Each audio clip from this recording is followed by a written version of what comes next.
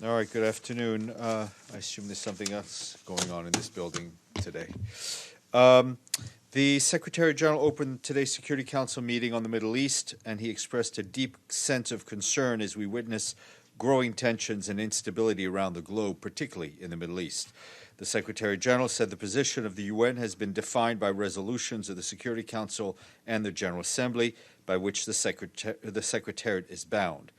He added that the UN remains committed to supporting Palestinians and Israelis to resolve the conflict on the basis of relevant UN resolutions, international law, bilateral agreements, and realizing the vision of two states, Israel and Palestine, living side by side in peace and security with recognized border on the basis of the pre-1967 lines. Nikolai Mladenov, the UN Special Coordinator for the Middle East, also briefed the Council, adding that in the days since the proposal was unveiled, we have unfortunately witnessed some violent incidents throughout the occupied West Bank, including East Jerusalem and in and around Gaza.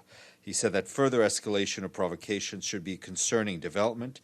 They could complicate the situation on the ground and would serve only those who seek to radicalize people and undermine efforts to achieve peace. All must show restraint and clearly and unequivocally condemn violence wherever it occurs, the Special Coordinator said. Since December, nearly 700,000 people have been forcibly displaced in Idlib and surrounding areas in the northwest of Syria. Most of these are women and children.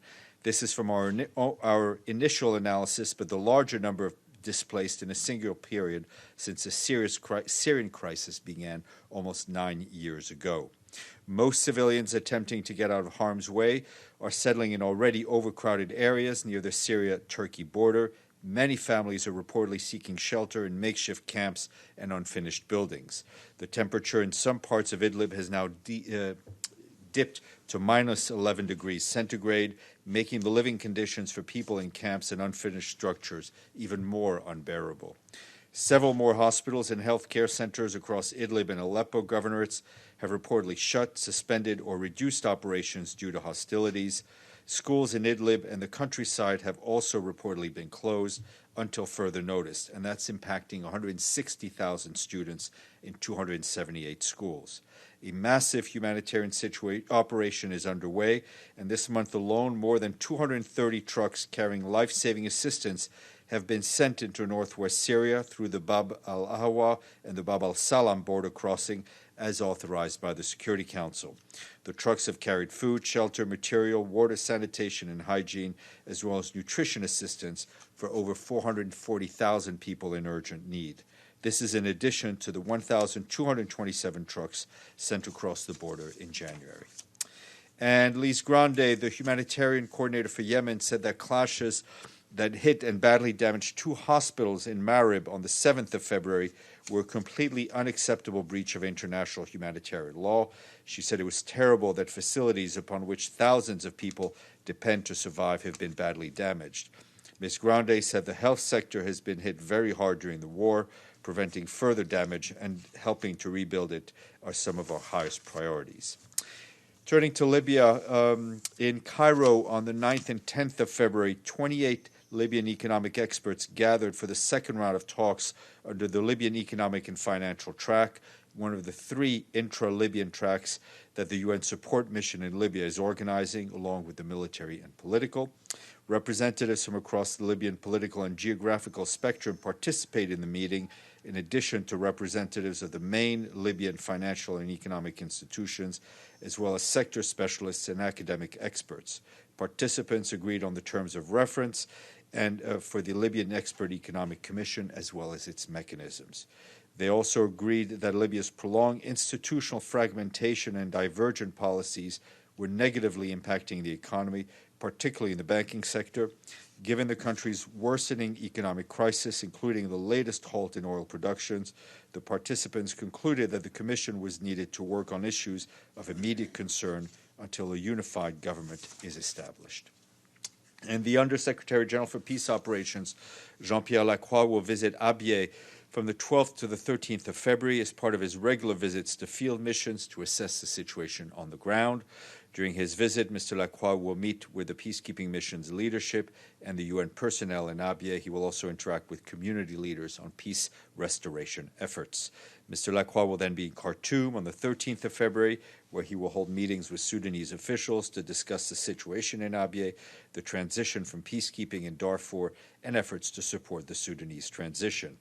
On his way back to New York, he'll visit Germany from the 4th to 16th of February to participate in the Munich Security Conference. He will then hold meetings with key stakeholders to discuss UN peacekeeping operations and challenges and opportunities. Turning to the coronavirus, the World Health Organization today announced the launch of a UN crisis management team, which will help WHO focus on health response, while UN agencies will bring their expertise on the wider social, economic, and development implications of the outbreak. The team met for the first time this morning. Also, WHO announced that there is now a new name for the coronavirus disease. It's COVID-19. That's COVID-19. Under the agreement between WHO and the World Organization for Animal Health and the Food and Agriculture Organization, the name does not refer to a geographical location, an animal, or individual group. WHO stressed that having a name matters to prevent the use of other names that can be inaccurate or stigmatizing. WHO says it's continuing to response work by sending supplies to countries to diagnose and treat patients, advising countries on how to prevent the spread and disease of the disease and care for those who are sick, training thousands of health workers, and keeping the public informed on how to protect their health. Today and tomorrow, WHO is hosting a meeting of more than 400 scientists from around the world, both in person and virtually. During the press conference in Geneva, Dr. Tedros also provided an update on the Ebola outbreak in the DRC. As you'll remember, we've already reported a decrease in new cases, and today WHO said it is encouraged by the current trend.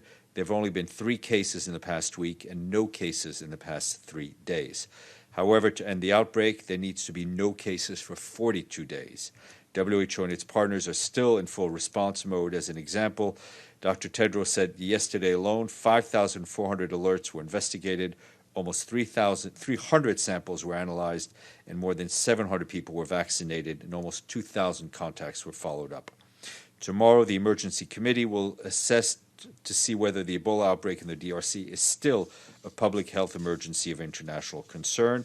And on Thursday, the head of WHO will be in Kinshasa for meetings with the president. He will travel to Kinshasa on Thursday with meetings with the president, senior ministers to look beyond Ebola and devise ways to strengthen the country's health system.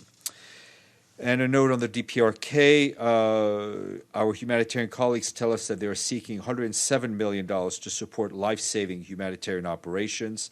There are acute food, nutrition, health, water, and sanitation needs, but funding levels for humanitarian operations there remains historically low.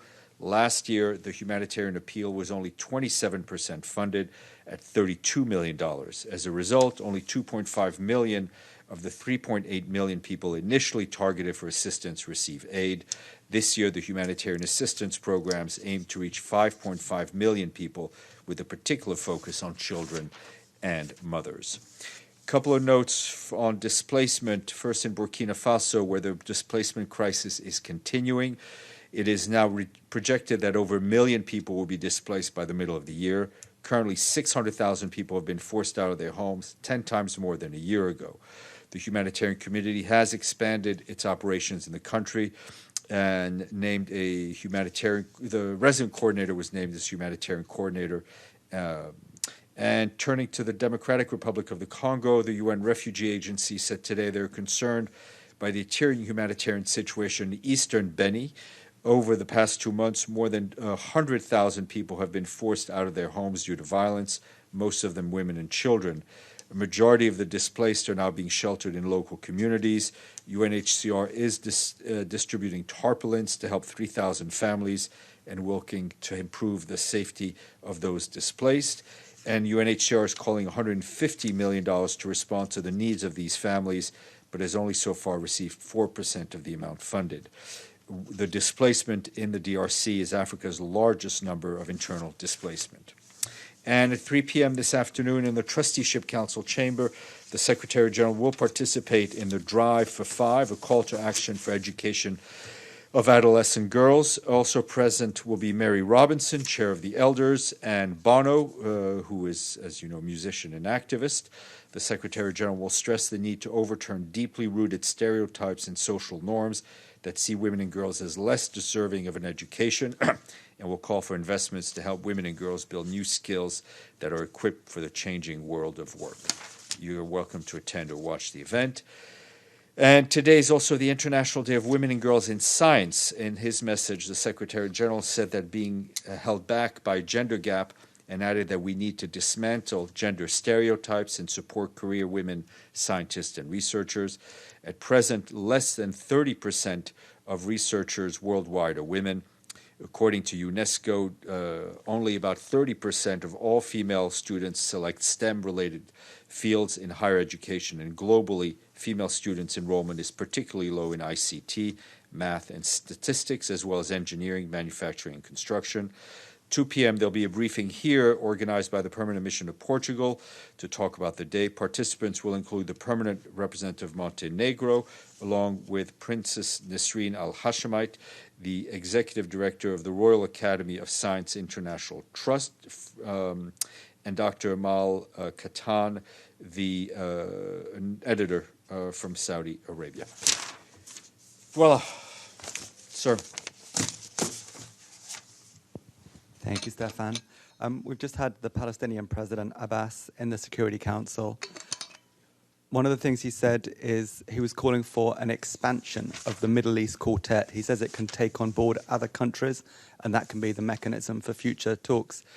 It's a fact check. Is he right about that? Can the quartet be expanded with other country members?